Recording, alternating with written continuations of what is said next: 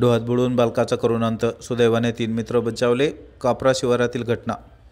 धबधबा पाहण्यासाठी आनंद घेण्यासाठी गेलेल्या बालकाचा डोहातील पाण्यात बुडून दुर्दैवी मृत्यू झाला. सुदैवाने या घटनेत त्याचे 3 मित्र बचावले. ही गंभीर घटना यवतमाळ जिल्ह्यातील किटा मार्गावरील कापरा शिवारात घडली. या घटनेने सर्वत्र हळहळ व्यक्त होत आहे. विमानवारीतील महादीप गुणवंतांच्या आंतरराज्य अभ्यास दौऱ्याचा समारोप. 5 दिवसीय अभ्यास दौऱ्यात म्हैसूर, बेंगळूर येथील विविध ऐतिहासिक व धार्मिक स्थळांचा केला अभ्यास.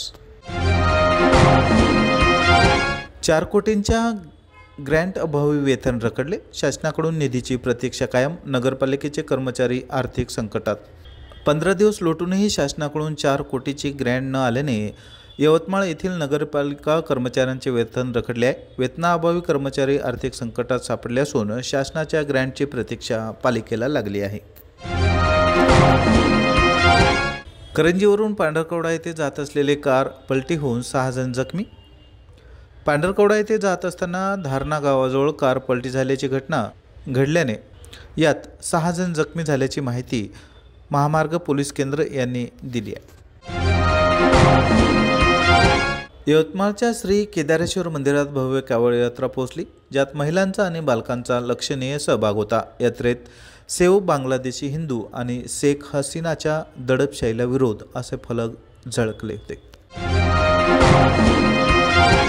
घरकुल योजनेचा लाभ द्या, पिंपळशेडा येथील महिला धडकल्या जिल्हा परिषदेत.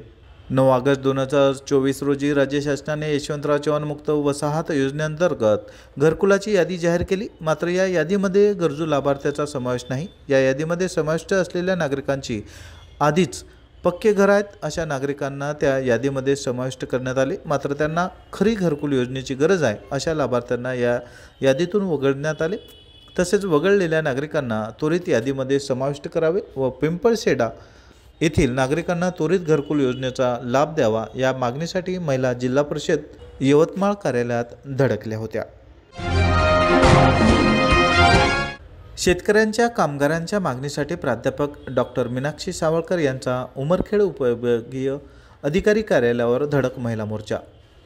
13 ऑगस्ट रोजी दुपारी 2 वाजता शेतकऱ्यांच्या तसेच कामगारांच्या प्रमुख मागण्या मान्य करण्यासाठी प्राध्यापक डॉक्टर मीनाक्षी सावळकर यांच्या मार्गदर्शनात उमरखेड शहरात भव्य महिला धडक मोर्चाचे आयोजन झाले होते. यामध्ये PM किसान योजना ही तुटपुंजी मिळत असून ती वाढविण्याची गरज आहे. तसेच उमरखेड तालुक्यातील अनेक कामगारांना त्यांच्या वस्तूचे वाटप योग्य रीतीने झाले नसल्यामुळे उमरखेड विधानसभेचे आमदार नामदेव सासाने यांच्या विरोधात उपविभागीय अधिकारी यांना निवेदन देण्यात आले.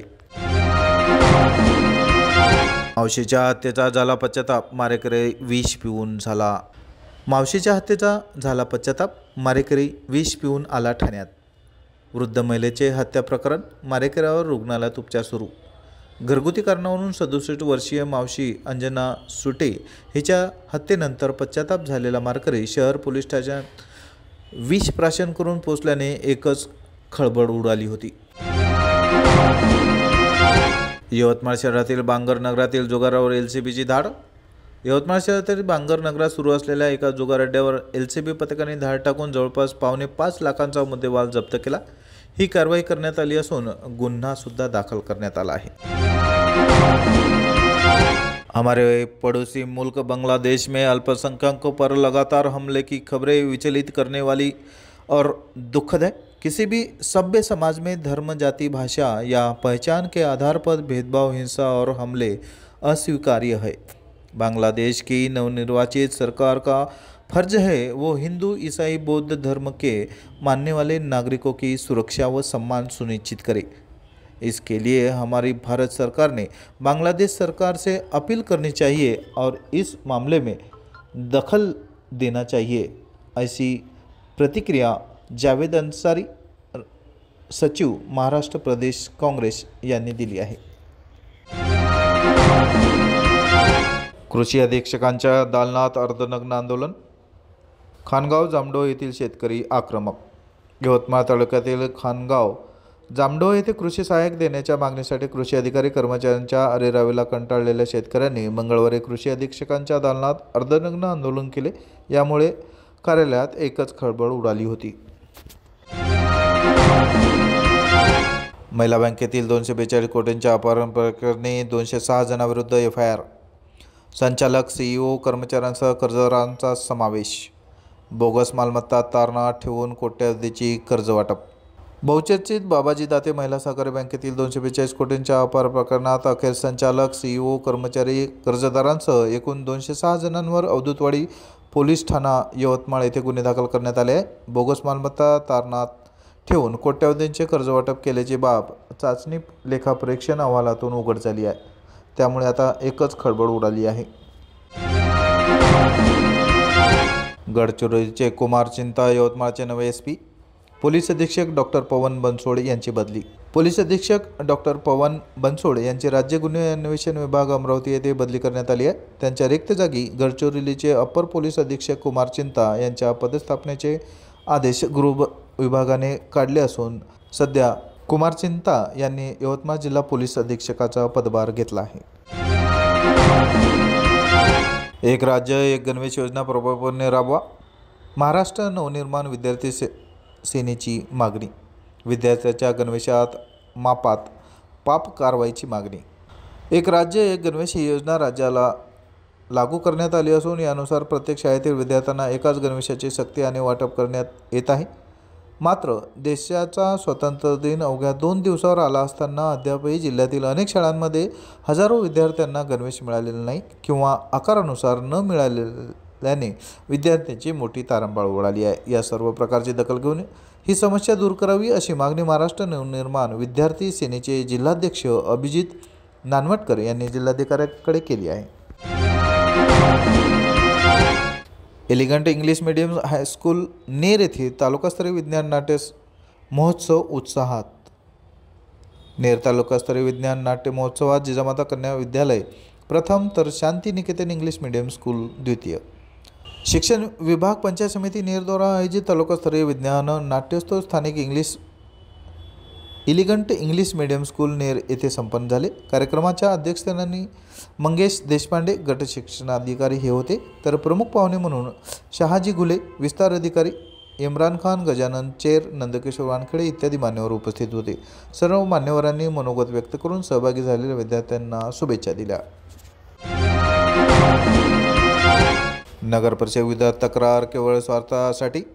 घाटंजी शहरातील नगर परिषद मागील काही वर्षांपासून प्रशासनाच्या हाती असून NPचे मागील ठेकेदार यांनी मागील काही वर्षात NPचे बरेचसे ठेके घेऊन 4 करोड रुपयाच्या वर कामे केली. जेव्हा नगर परिषदेत नवीन मुख्याधिकारी पदावर रुजू मुंटेमवार यांची नियुक्ती झाल्यावर त्यांनी सगळे जुने ठेकेदार वगळून नवीन युवकांना संधी दिली. त्यामुळे तक्रारदारांनी सामाजिक, राजकीय व तरुण मंडळींना हाताशी घेऊन मुख्य अधिकाऱ्याच्या विरोधात वरिष्ठांकडे अनेक तक्रारी दाखल केल्या. यात शासनाने नियुक्त केलेले मुख्य अधिकारी हे नायब तहसीलदार असल्याने त्यांना या पदावर नियुक्त करता येत नाही. तेव्हा त्यांनी दिलेले कंत्राट हे चुकीचे आहे. स्थानिक वृत्तपत्रांना डावलून मराठवातील काही वृत्तपत्रांना जाहिराती प्रकाशित केल्या गेल्या. मर्यादितल्या लोकांना कंत्राट दिले गेले. ओपन पेसमधील सौंदर्यीकरणाचा मुद्दा असे अनेक मुद्दे सामाजिक व राजकीय मंडळी यात पुढाकार घेऊन नगर परिषदेची निवडणूक डोळ्यासमोर ठेवून यांनी तक्रारी केल्या. या विषयाची जेव्हा नगर परिषदेचे मुख्याधिकारी राजू मेंटेमवार यांच्याशी जेव्हा चर्चा केली तेव्हा साहेबांनी ठेकेदाराच्या कार्यकाळातील अनियमिततेचा पाढा पुराव्यासहित वाचून दाखवला. आता हीच मंडळी आम्ही जनहितासाठी किती कार्यक्षम आहोत याचा डिंडोरा मिरवित आहे. तरी या सामन्यात विजय कुणाचा होणार याकडे जनतेचे लक्ष लागले आहे. विश्वनाथ सिंह बयास नागरी सहकारी पतसंस्था पुसद आणि श्री ज्ञानेश्वर संस्थान पुसदद्वारा विद्यार्थ्याचे 15 ऑगस्ट देशभक्तीपर गीत गायन स्पर्धा संपन्न.